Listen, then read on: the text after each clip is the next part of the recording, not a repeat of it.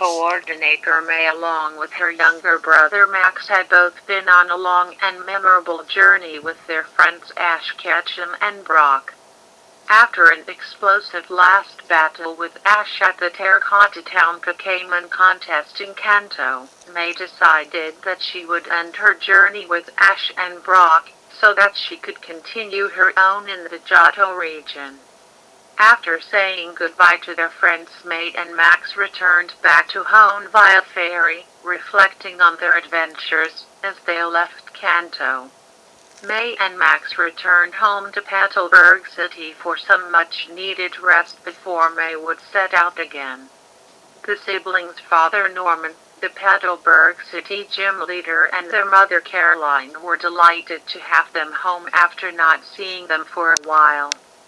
They had been eager to hear about May and Max's adventures, but they had to wait till morning, as they were both headed straight for bed feeling completely exhausted. It was morning and the sun was shining brightly, creeping its way into May's room from the edges of her window blind.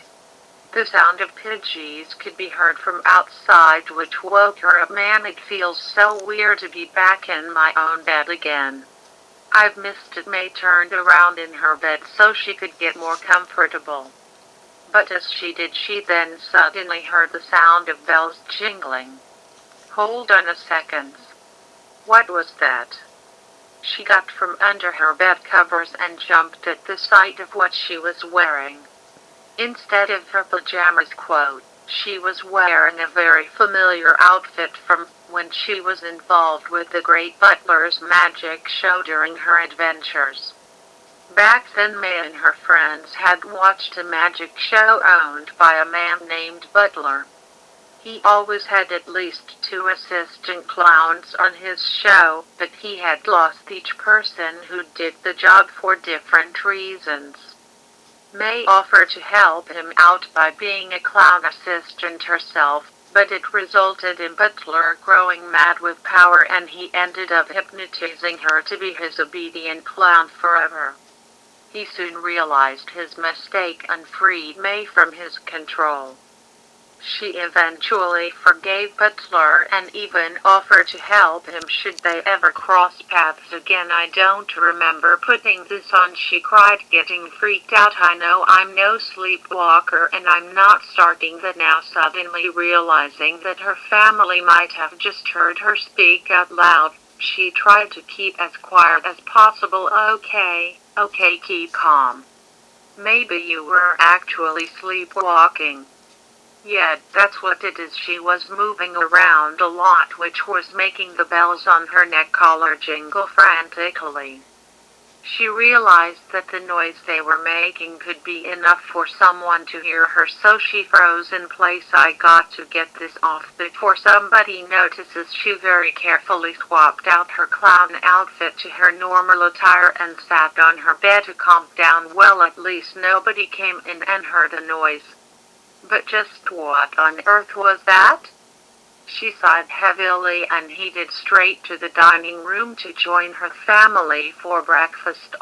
Good morning, May, said Caroline, putting breakfast on the table as May entered. Did you sleep well? Asked Norman, who was already sat at the table. Yeah, I did, thanks, she replied nervously. Caroline and Norman immediately noticed that she seemed a little off. Something the matter, dear? Asked Caroline. Oh, it's nothing. Just feeling a bit restless after a nightmare I had last night. Sorry to hear that. Hopefully, some breakfast will cheer you up, replied Norman. Thanks, Mom and Dad. May gave a little smile and sat down to eat her slices of toast. Norman and Caroline spent a lot of time during breakfast asking about May and Max's time in Kanto, which was helping to get May's mind off what happened earlier. May had told her parents about her future plans too, which they were both expecting. Well, it's nice to have you both home again before you set off to Johto, May, said Norman.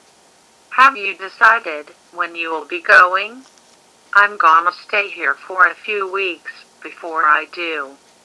I thought it would be best to relax and have some time at home first. I've been looking forward to seeing you both again. By Caroline. Take as much time as you need before you set off. Relaxing is a good idea. After all, you both have been through. I'll make the most of it, Mum. I want to start learning more about how to be a Pokemon trainer, said Max towards his father. I made the promise to Ash that as soon as I become one, then he and I would battle. So please, could you help teach me? Norman smiled. Since you still have some years ahead of you before you can become one, then I guess I can start from the basics, he replied. Thanks, Dad. I'm gonna do my best and make you proud. When I'm older, I'll be a great gym leader just like you. I'll look forward to that day, son. Max then turned his attention to May. So what was up with you earlier, sis? What happened in that nightmare of yours? May was startled by what he said. Her mood went down, but she still tried to sound like nothing was wrong. Oh, I don't really remember. I just recall that it was scary. Max wasn't entirely convinced. However, perhaps it was about being chased by a giant tentacruel, or maybe it was a tornado carrying a large group of Sharpedo coming towards you. Tornado of Sharpedos? That's really dumb even for you, Max, sighed May. Hey, it could possibly happen. Anything is possible in a dream, whatever. Anyway, I don't really remember it. Well then, don't worry about it, May said Caroline. It's all over now and you can think about better things. Thanks, Mum. After breakfast was over, May headed back to her room to chill out for a little while. It wasn't long before she started thinking about what happened earlier, which dampened her mood. Just what was that earlier? Why the clown costume? I don't recall anything about my dream being about what happened back then. There has to be some reason why I was wearing that UGG. I need some fresh air. May decided to leave the house for a while and go for a walk by herself around town to clear her head. The rest of the family had to go out as well to buy some groceries, so May left before they did. Petalburg City was rather quiet as May walked around the town and through the parks. It was the perfect atmosphere for her to think things over. She tried to mostly reflect on her long journey and what the future would have in store for her. But no matter how much she wanted to black it out, the thought of what happened in the morning kept crawling back in her head. It's probably nothing, she thought, as she sat on a swing at an empty playground. But I can't help but feel worried about it all. I wish Ash and Brock were still here. She had been with those two for a long time, and now that they had gone their separate ways, she really wished that wasn't the case at a time like this. Just then a young girl came to the swings and sat down on the one next to May. Hi there, she said happily. Hello to you too, May replied back. I think I've seen you somewhere before. You have. When was that? May had never seen this girl before, so she was quite curious. The girl was silent for a few seconds as she tried to remember. Oh wait, now I know. I've seen you on some of the Pokemon contests on TV, May, aren't you? May had a surprised look on her face. She forgot that some of the Pokemon contests were aired on TV, so she started to get shy. Yes, that's me. Oh wow, I can't believe I'm actually meeting you. You're like the coolest Pokemon coordinator ever. May was getting even shyer. Oh come on, I'm not that great. Of course you are. I wanna be just like you when I grow up and can have my own Pokemon. Oh, how sweet of you. May's shyness went away and was replaced by happy appreciation from the girl's nice comments. What's your name? My name is Alexandra. But you can just call me Alex. It's really nice to meet you, Alex. I know that someday you'll be a great Pokemon coordinator with plenty of practice and appreciation for whatever Pokemon you own. Thank you, May. I can't believe that we live in the same city as each other. This is so cool, Mate. And Alexandra spoke for a good amount of time talking about contests and what it's like to have Pokemon. May was completely cheered up, as her worries about earlier had gone away from speaking with a fan. Alexandra eventually got off the swing after speaking for ages. Are you leaving, Alex? May asked. Yes, I got to go now. My mom is waiting for me to join up with her so we can head home. I loved being able to meet you, May. The pleasure is mine, Alex. Take care now, okay? That Alexandra left the playground and ran off to meet her mother. After she left, May decided that she was going to leave too. She was a really nice girl. If we meet up again, then maybe I could show her my Pokemon. Now in much higher spirits, she set off to go and grab some lunch at one of the restaurants in town. The town was quite busy as May entered the main shopping block. It was Saturday, which was the day that most people were around town. Sales were also going on at some clothes shops, which got May's attention. If I'm going on a new journey, then maybe I should go in a new set of clothes. I've worn these for a long time now, so maybe it's time for a change. May spent the next hour going around clothes shops, hoping to find something suitable for her Johto journey. After shopping at a few of them, she came out with a new set of clothes consisting of a green bandana, a short sleeveless orange tunic with a black collar, black bike shorts, black socks, and a pair of red and white sneakers. These will do great for my next journey. It's always a good idea to prepare for these things early in advance. Feeling accomplished in her purchases, she finally decided to get some lunch after her stomach started to growl. As she searched for somewhere to eat, May passed by a party shop which displayed a colorful set of outfits at the windows. She looked at the place as she walked, but suddenly came to a halt. Her eyes were fixated on something from inside the store, which was now her only focus. She shut her eyes for a split second and opened them again with a mesmerized look to her face. She didn't speak a word or think about anything else other than what she saw and walked inside the party shop. May walked straight on over to what was a colorful pink and red colored harlequin-styled hat with bells attached and picked it up. Still not thinking about anything else, she then walked on over to the cashier and placed the hat on the till ready to be purchased. This please, she said to the shop manager at the till. Certainly, he said cheerfully, and made the purchase for May. He put the hat in the bag for her after scanning it. Okay then, young lady, that will be keep the change. Thank you, May replied, placing her money on the till. She took the bag and walked out of the store. Wait for a second. You've given more than that hat cost. Let me get you some change. Before you go, keep the change. Thank you, she replied again and left the store. The shop manager was confused by what had happened but ended up keeping the change. Nice girl.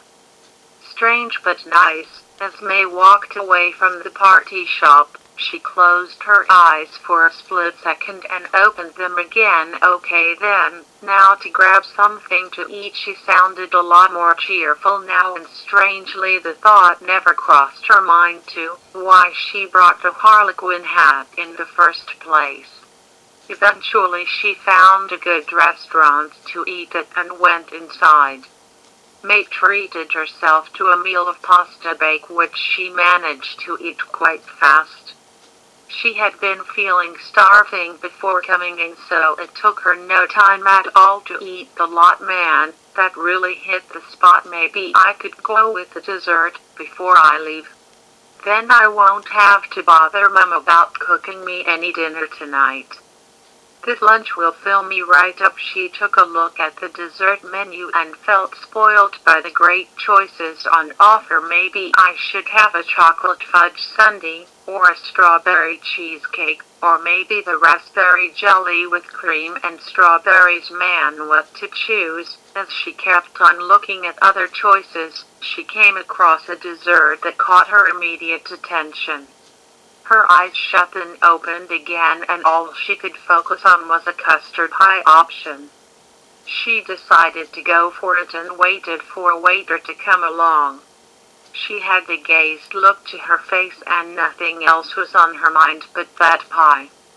Finally a waiter arrived. "Have you decided what you would like for dessert, young madam?" he asked. "Custard pie, please," she responded. "An excellent choice. It'll be on the way soon. Change for my bill."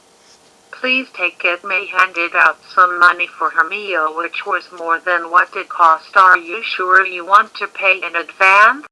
You might be paying more than what the meal costs. Keep the change." "Please take it, if you insist." "Then thank you for the tip." The waiter was confused but took the money, as May looked quite insistent on him doing so. Whilst May waited for her pie, she suddenly closed her eyes again, this time keeping them shut for longer. May's mind clocked out and sat motionlessly for about 30 seconds, before she finally opened her eyes again. May's blank-looking face from earlier was now a much happier-looking one, feeling nothing but pure joy. She got up from her seat and raised her arms up in the air. "It's Maisie time," she called out loudly, which got the attention of everyone else in the restaurant. May didn't even notice that everyone was watching her and sat back down. "Custard pie, custard pie. Come to me, custard pie," she sang to herself. "I have a great idea." Eventually, the waiter arrived with the pie, which got May really excited. "Your pie, madam. I hope you enjoy it." "Thank you, sir." "Oh, you're so polite. The pleasure is mine. You certainly seem a lot more cheerful. I could hear you from the kitchen." "I sure am." May decided to put her plan into action. "Hey, mister, can I show you something?" "Show me something?" May slowly reached her hands out towards the pie. "I can see custard, man." With that she forced the pie right into the waiter's face and laughed loudly. Everyone else in the restaurant was shocked by her behavior. "Gotcha." May put on her new harlequin hat, grabbed her bags, and ran out of the restaurant as fast as she could. "Get back here this instant," yelled the waiter angrily, but May was already out of sight, cheering as she ran. The other people in the restaurant were speechless until one man started to chuckle. "What are you laughing at?" cried the waiter. Eventually, other people began to laugh as well, which eventually led to everyone laughing. "Stop laughing, it's not funny at all." But everybody didn't hear him from how hard they laughed. May danced around the city happily, cheering as she did, until she stopped, having realized something. "Hey, where's my outfit?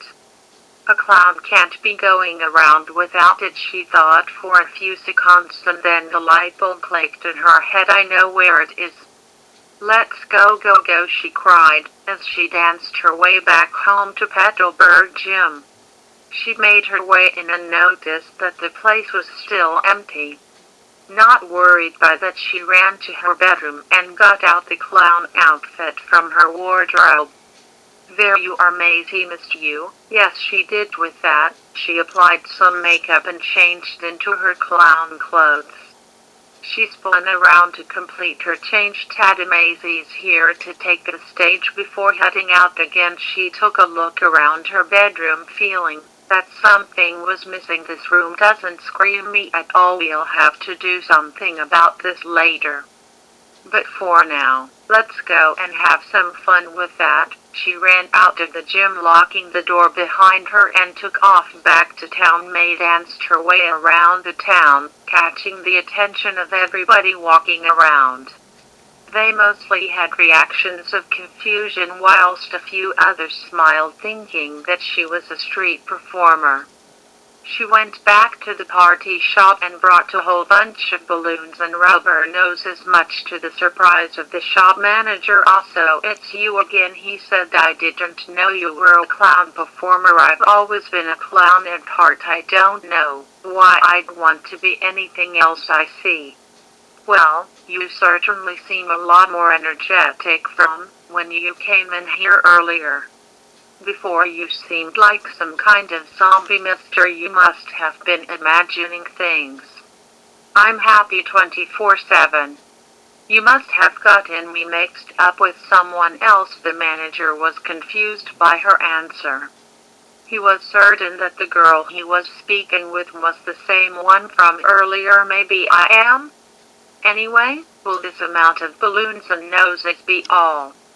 It seems like you've almost got everything we have of those left in stock. You bet." "Well, you certainly are dedicated, Miss Maisie, sir."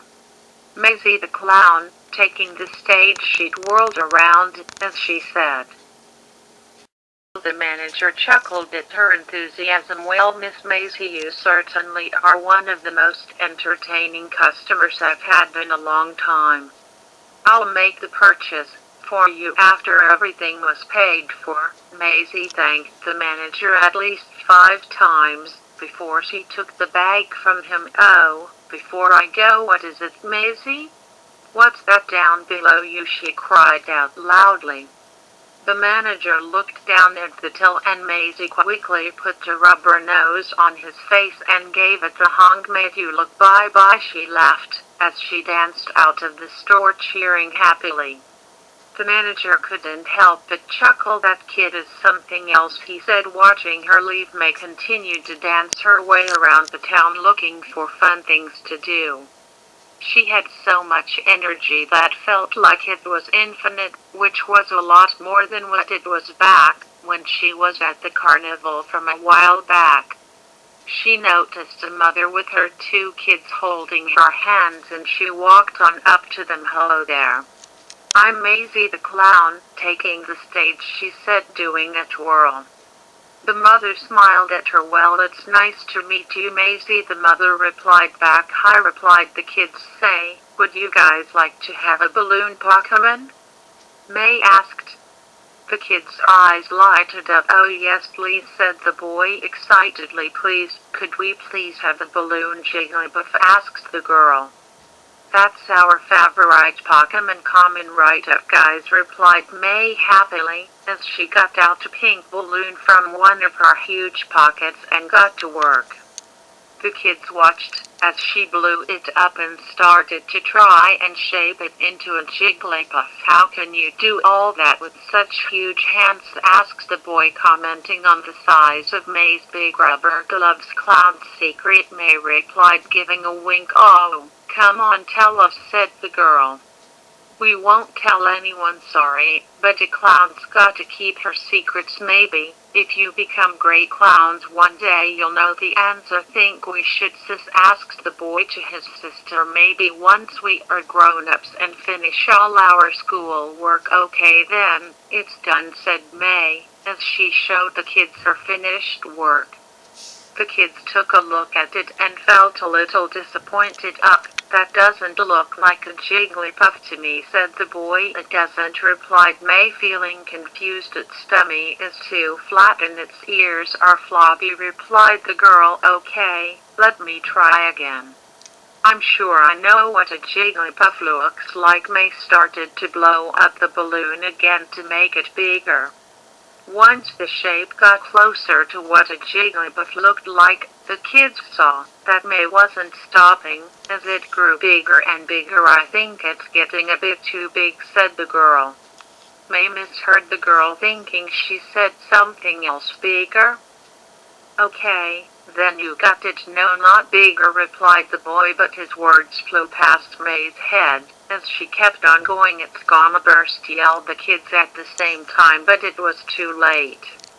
The balloon popped loudly in May's face, leaving everyone in a state of silence. May then broke the silence, as she began to laugh. "Oopsie," she said, and gave a honk of her rubber nose. The kids' feeling of disappointment quickly switched to them beginning to laugh at May. "She's so funny, isn't she, brother?" said the girl, struggling to get the words out of her mouth from laughing too much that Jigglypuff went pop, and that nose made a funny noise, replied the boy, struggling to speak as well. Their mother was a bit disappointed that May couldn't do the balloon correctly, but she couldn't help but smile from seeing her kids laugh it off. She took the moment to speak to May whilst her kids were still laughing. "Maybe we'll just take some normal balloons, if it's okay? We all start out small, so don't worry. If you couldn't pull off a balloon Pokemon like an expert, it's fine by me. Usually, I'm great at it, but as long as people are happy, then I'm happy. Thank you. I'm sure you'll be an excellent clown the more you keep it up. You're a great entertainer." "Thank you." May's spirits were high, as she blew some regular balloons up for the kids, this time without any hiccups. "Here you go, guys," she said, handing them out. "Thank you, Maisie." "You're so funny," replied the kids, "just doing what I do best. Well, I better head off now." "Oh, but before I go, here's something for you guys." May planted a pair of rubber noses on the kids' faces and danced off to find something else to do. "Bye now," she called out. "Bye-bye, Maisie." "Thank you," they replied, waving at her, until she was out of sight. Next, in May's search for fun, she noticed a rail set between a flight of stairs. She thought for a second, and once again the light bulb clicked in her head. "Time to show off my super awesome, amazing, ultra mega balancing skills," she cried out, as she ran towards the rail and carefully climbed on, spreading her arms out as she did. She was finding it hard to keep her balance in one spot, but she was determined to stay on. The people watching were slightly concerned that she would fall off.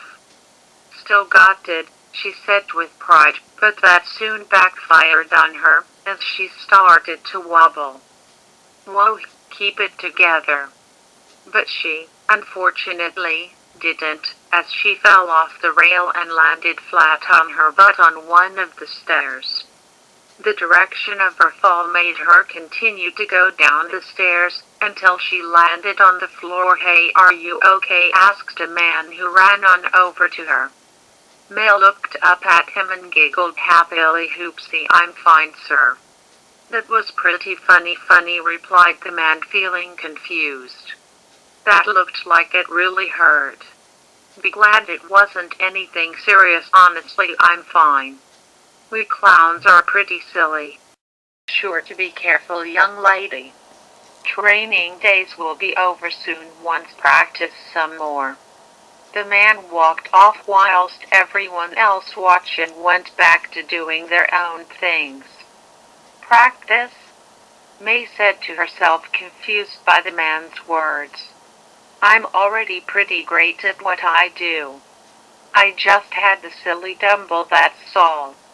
She laughed it off and got on her feet, ready to find something else to do. That didn't take long, however, as she saw a sports shop to her right. The shop window had some fitness balls on display that were in the sale. Her eyes gleamed at the idea she got in her head. "If balancing on a rail went a bit wrong, there's no way I can mess up balancing on a ball." She ran into the store and purchased one immediately, running outside to get on top of the ball. "Okay then, let's give this a try," she cheered. Getting on top of the ball proved tricky, but she managed after a few slip-ups. She started out pretty well, balancing on it, considering it was a lot harder than the rail. More people were watching her do it and were fairly impressed. But that ended quickly, as May was starting to wobble. "Oh," she cried, "I can't stop." The ball was starting to roll along the ground, with May now running on it to stay on top. People were dodging out of the way as fast as they could, as May was nearly crashing into them. "Watch where you're going, clown," yelled an angry lady, but May didn't hear her along with other angry people. May was rolling all around town, causing lots of havoc, getting faster and faster. She ended up leaving the town and was heading straight towards the park she had been at earlier. A flock of tailors who were eating bread on the ground left by people had to fly away quickly to avoid getting hit. Their bread pieces were flattened, which made them quite mad. One tailor wasn't going to let that slide, so it chased after May as fast as it could. As it caught up to her, it charged up and descended downwards to hit her with a peck attack, which landed right on her back. "Ouchie!" she cried, as she finally fell off the ball and landed straight into a nearby lake. The tailor was satisfied getting its payback and flew off to rejoin with its flock. May popped her head out of the water and looked around at where she was. "Oopsie. I did it again," she smiled and once again laughed off her failure. May's energy seemed endless, as she was dancing around the park happily, despite her clothes being completely soaked and her makeup slowly coming off her face. What could I do next? She wondered, looking around the park. Just then she saw a trainer with a combustion sitting on a nearby bench having a snack. "Hey, that guy has a super cute combustion. Maybe I can ask if it can use its fire to help make it dry faster," and also her fingers snapped awkwardly against her soaking rubber gloves, as she got another idea. Time for another circus trick. "Hey, you guys over there," she called out to the trainer and combustion. They both turned to their right to see May come up to them. "Hey, look at that combustion. It's a clown that's completely soaking wet." "Combusk," replied the trainer's partner, feeling just as confused as he was. May stopped near the pair and introduced herself. "The clown taking the stage. That's a super cute combustion you have." The combustion got shy and looked away. "Thanks, Maisie. I'm sure combustion appreciates the nice compliment. What's a soaking wet clown like you want with us?" "Well, I was wondering if you could help me out with the super great trick I want to show you. See, I saw your combustion and was wondering if it would like to help me out with producing some rings of fire for me to jump through." "Rings of fire," replied the trainer. "Surprisingly, isn't that pretty dangerous?" "Can combustion," replied combustion, thinking the same. "Oh, don't you worry about that. We clowns are trained professionals, you know. I'd love to entertain you both with my skills." The trainer was interested in the idea but was pretty nervous about it all. "I'd love to see that, I really would. But my combustion is still early in trying to learn how to properly control its fire. I'm worried that producing perfect rings of it to jump through is something it can't quite do yet." The combustion, however, didn't think the same as its trainer. It was determined to get stronger, and hearing something like this wasn't going to discourage it. "Combustion, combustion, buskin, combustion," it said to its trainer. "Are you serious, combustion?" he said. "You know we still need to train more, and I wouldn't want anything to go wrong." Combustion, it was fully prepared to take on the task of making rings of fire no matter what. "That's the spirit, combustion," said May happily. "As long as you believe in yourself, you can pull it off. No sweat, combustion," it replied happily, feeling a sense of pride. "Well, combustion, if you insist," replied the trainer. "But if anything goes wrong, then don't blame me, combustion." "Alright, combustion, let's do this," cheered May, as she and combustion moved further down from the trainer to prepare for the trick. May moved away from Combusken's firing range so she had plenty of space to jump around when it was ready. "Are you ready, Combusken?" she called out. "Combusken, then show me what you got." "Fire!" With that, Combusken charged up some fire in its chest. The trainer noticed that Combusken was charging up for a long time, which meant it was possibly going to be huge. He started to worry, knowing what would happen next. "Combusken, hold on!" he cried, but it was too late, as Combusken fired out not a ring of fire, but a huge blast of flamethrower at May at point-blank range. "Combusken, stop!" Combusken suddenly noticed it had gone too far and stopped blowing. May stood perfectly still, covered in black all over. "Combusken," it cried out, asking if she was okay. "Well, at least I'm all dry now," said May, as she collapsed onto the floor. Combusken the Pokemon felt ashamed of its own pride, realizing that it went completely overboard. The trainer and Combusken ran towards May, who was still lying on the ground. "Hey, are you alright?" the trainer asked, feeling worried. "Yeah, no sweat," she replied slowly. "Oopsie," she laughed, but not as strongly as before. After that experience, May cleaned herself up by jumping into the lake again and decided to head on back home. "I think I better call it a day," she told herself. "Even we clowns need to rest." After a while she walked on through the town looking at the stores. She suddenly remembered something from earlier. Why would I want to go home to a bedroom that doesn't bring out my charm in any way possible? I better buy some decorations and spice the room up a bit. With that, she ran off to some shops to buy lots of items that had anything clown related. After spending even more money, she finally made it home and looked around her bedroom. "Well then, let's get to work and call this room home." After spending about an hour decorating, she looked back and examined everything. Strips of wallpaper covered the room in a set of white and red colors to give the feeling of a circus tent. Red noses were plastered all around the walls, and a set of crudely shaped balloon Pokemon were circled around the room, giving the illusion of an audience watching someone perform in the middle of the room. "It's a bit of a mess, but we can always improve it later," she told herself, feeling proud of her work. Suddenly her head jolted and she closed her eyes, standing still for a few seconds. May opened her eyes again and looked around her bedroom. What was something she was proud of a few seconds ago now had her beginning to freak out. Wait, what?